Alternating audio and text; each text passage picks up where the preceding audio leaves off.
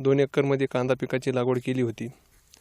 ज्यावेळेस कांदा काढणीस आला त्यावेळेस कांदा काढून सोलापूर मार्केट यार्डात विक्रीसाठी घेऊन गेलो होतो।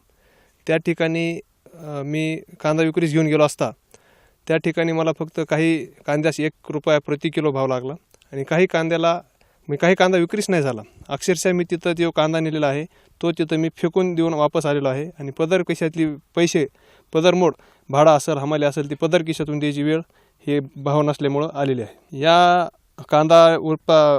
कांदा निर्मितीसाठी बिया असेल, खत असेल, कीटकनाशक असेल, रोजंदारी असेल यासाठी मला एकरी 70,000 रुपये खर्च आला।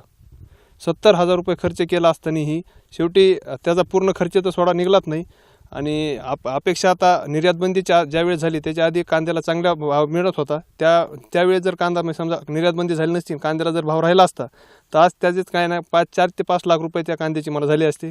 त्यामुळे आज ते एवढं मोठं नुकसान सहन करण्याची वेळ ही माझ्यासह इतर शेतकऱ्यावर आली आहे। एबीपी माझा, उघडा डोळे बघा नीट।